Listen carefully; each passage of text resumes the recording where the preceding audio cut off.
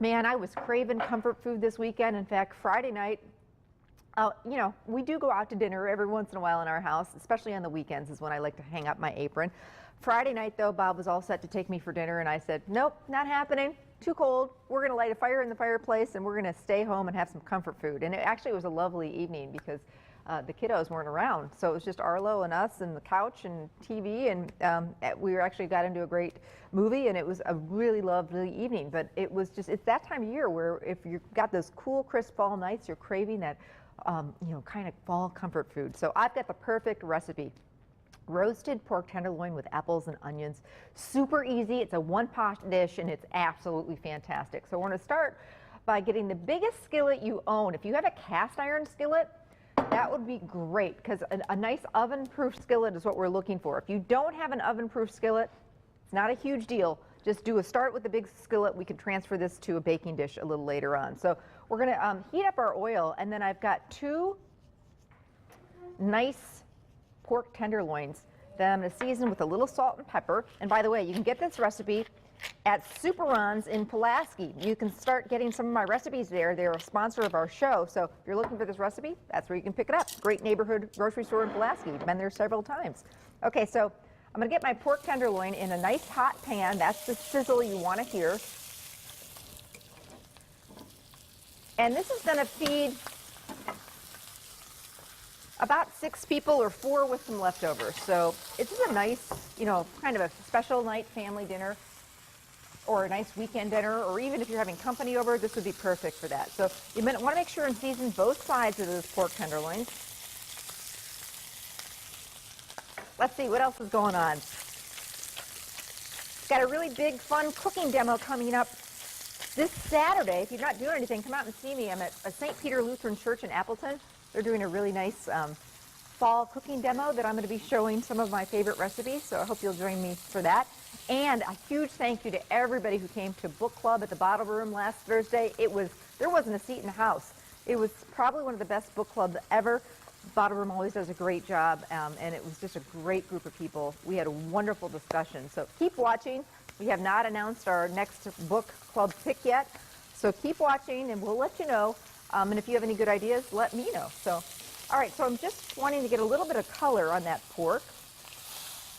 So I'm going to give it a minute or two, and I'm going to get to work on some apples. So, you know, if you're picking apples, great. You can use them to make these. I think we have a bunch of apple dessert recipes we're going to share with you. But don't forget about putting apples into savory dishes. They really work well. And, of course, you know, pork and apples, you know, the whole pork chops and applesauce. That's such a good pairing. So the recipe says to peel these, but you don't have to. You can just slice them up. I got an email or a Facebook question the other day about peeling apples for recipes. She said, you know, I don't like peeling apples. Do I have to peel apples for all recipes? And I said to her, well, it depends on the recipe. I also am with you. It's no fun to peel a bunch of apples. But some recipes are a little more delicate, and definitely you need to peel them. For a rustic dish like this, absolutely you don't have to. For apple pie, I like to peel my apples. So answer that question, just kind of depends on the recipe.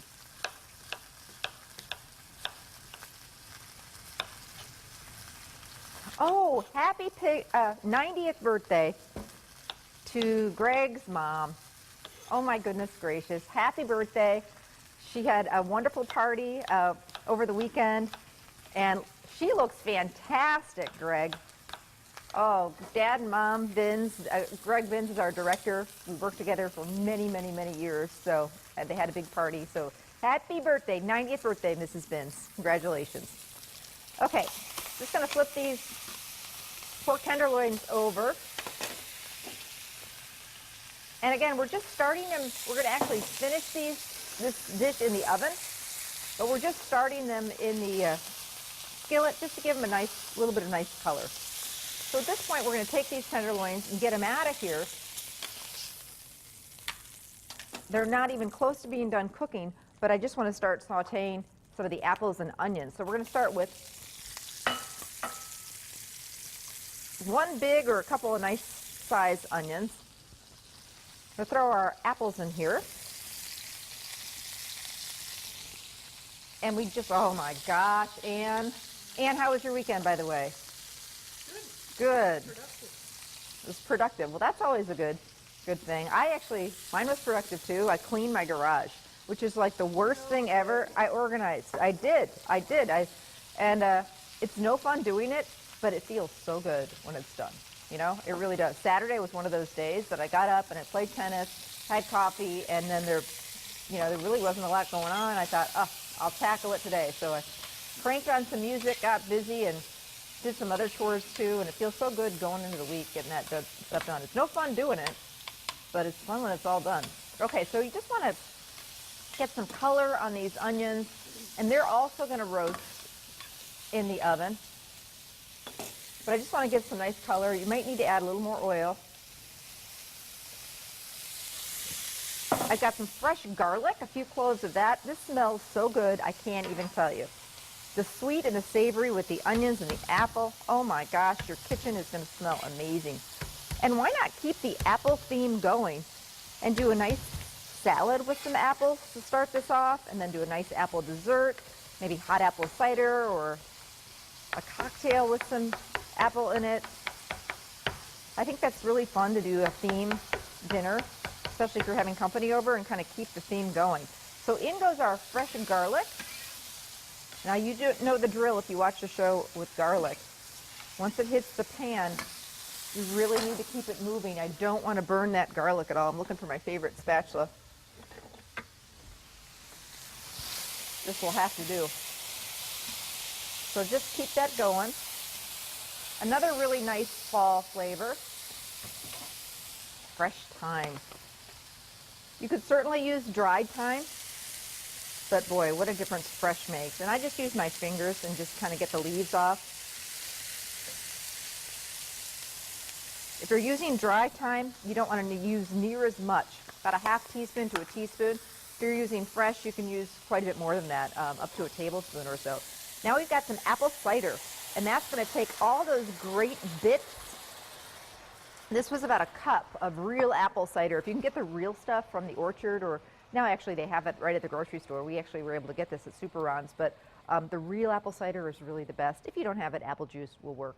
So at this point, and this is going to kind of get all those nice brown bits at the bottom, we're going to take our pork tenderloins that have been browned up a little bit, get them back in the skillet, and then this is going to go into the oven for, depending on, you know, how big your pork tenderloins are, how hot your oven is, anywhere from 15 to 35 minutes or so. We just want to cook the pork until the internal temperature is 145 degrees. That's the magic number these days.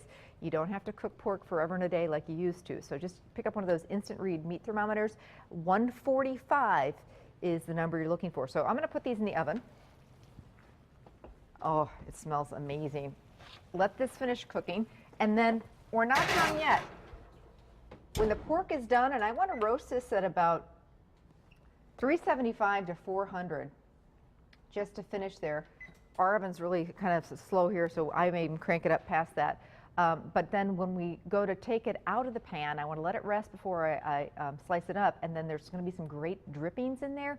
I'm going to just take a little bit of butter and tighten that up to make a nice kind of silky sauce to go on top of it. So just stick around and we'll finish up this pork roast with apples coming up in a little bit. And still to come, the Happy Cookie Lady is here making some wonderful fall desserts.